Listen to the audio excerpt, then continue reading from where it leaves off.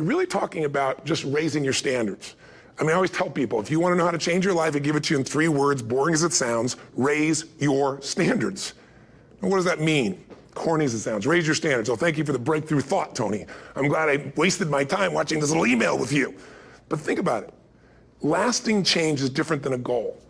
You don't always get your goals, but you always get your standards. Maybe it'll help you is to think about it this way. I try to explain standards to people with a different set of words. Think of it as everybody in life gets their musts. They don't get their shoulds. Like, think about it. Most people have a list of shoulds, don't they? Don't you have a list of the shoulds, things you should do, you should follow through on? I should lose some weight, I should work out more, I should make more calls, I should respond more rapidly to my email, whatever, you know? I should get into the office earlier, I should be, more confident. Whatever your should list is, people love to have their should list be met, but it's kind of like New Year's resolutions. If it does, it's really exciting, but if it doesn't, which is most of the time, it's a little disappointing, but you kind of know it's not going to happen. But when you decide something is a must for you, an absolute must, when you cut off any possible, you say, I'm going to find the way, or I'm going to make the way. Human beings, when they resolve things, when they make a real resolution inside themselves, which is they raise the standard and they make it a must, they find the way. Think about it in your own life. Haven't you had some area of your life where you raise your standard and your life has never been the same? Maybe at one time in your life you smoked cigarettes, or you did something and you did it for years and you kept trying to change it and kept telling yourself, I should. And then one day something happened. Something just clicked you over. Something took you over that kind of tipping point. And inside yourself you said, no more. And it was a very, very different experience, wasn't it? Something inside of you shifted, and what was a should became a must, and you've never gone back. Is there an area like that in your life you can think of? Again, did you ever smoke cigarettes? Did you ever eat a certain way, drink a certain form of alcohol, and then finally say no more, and you just don't go back? And notice this, it doesn't really take any willpower anymore. Because somewhere when we make this click, when we make something a must, we attach ourselves to it. It becomes part of our identity. And one thing I've learned in the last, 33 years of working with people from now over 100 countries, 4 million people, is human beings absolutely follow through on who they believe they are.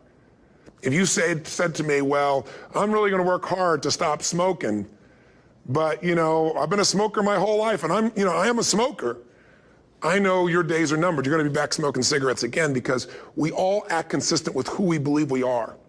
I tell people the strongest force in the whole human personality is this need to stay consistent with how we define ourselves.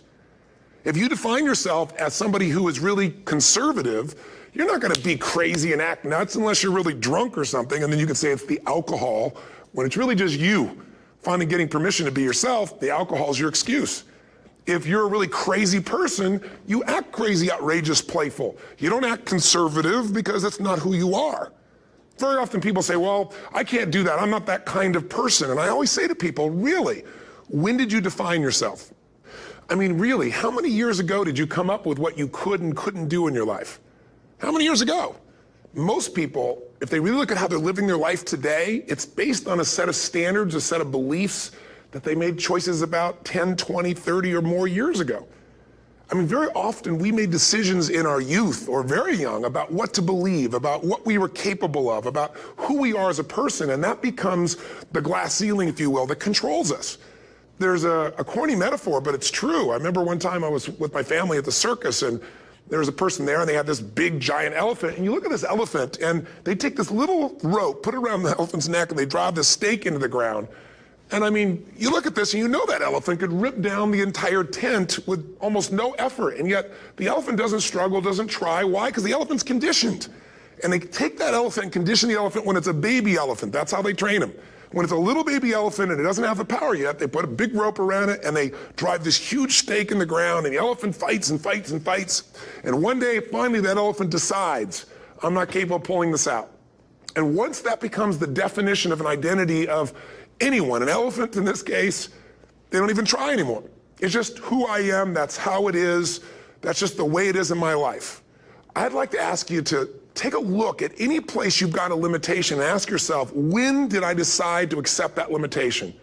And you may not even see it as a limitation. You might see it as just, that's who I am. But so often in our lives, we've adapted to be a certain way so that we don't fail or so that people will like us or respect us, but it's not necessarily who we are. Joy comes when you're spontaneous. It's really hard to be truly happy when you're not being yourself. And most of us have no clue who we are. And so a big part of my work, if you've ever been to an event, you know, is to get people to do things spontaneously without thinking, because that's when the real you shows up. That's when the energy comes alive. And when you do that, when you start to connect to your true nature, suddenly there's energy available for you to set a higher standard for what you want in your life. That's what this is really all about. And when I talk about standards, when I talk about, you know, shoulds versus musts, think about your own life. I know there have been areas in your life where some point in time you just shifted and you raised the standard and your life changed.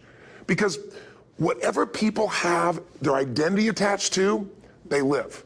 We live who we believe we are. That's just how it works. It's just kind of like, I'll give you an example. Look at your physical body. Your physical body today is an absolute reflection of only one thing. Not your goals, not your desires, but your standards.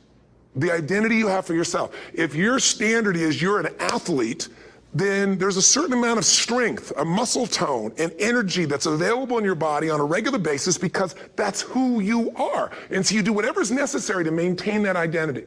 Again, the strongest force in the human personality is this need to stay consistent with how we define ourselves. Because if you don't know who you are, you wouldn't know how to act. Once you lock in on that identity, your brain finds a way to keep you there. If you say, you know, man, I'm overweight, I've always been overweight, I'm big boned, and that's the story you've got, then you're gonna always find a way to get back there. That's your settling point. That's your identity. That's where things lock in. If you see somebody who's in really great shape, you ask them, do you work out? You know the answer. Yes, how often? And they'll tell you 3 times, 4 times, 5 times a week, whatever. In a seminar, I'll ask people, who here works out at least 5 days a week? And I'm stand up.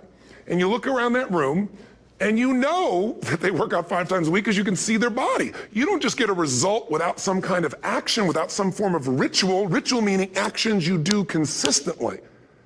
Now, do you think those people that are out there working out 5 days a week, do they have more time than you do? Or I have, or anybody else? Of course not.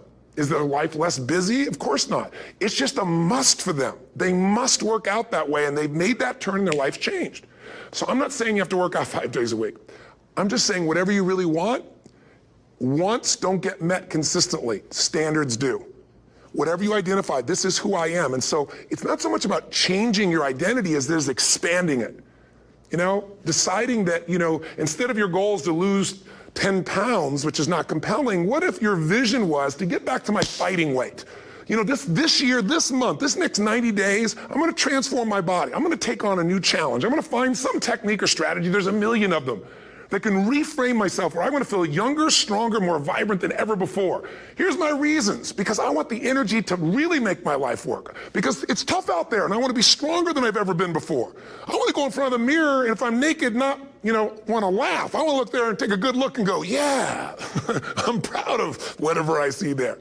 Whatever it takes, something's gonna make you laugh, smile, something that's gonna tease yourself, but something's gonna move you to another level. If you identify yourself in a new way and you own that every day, and that becomes the standard of how you live, you'll find the way to make that standard real.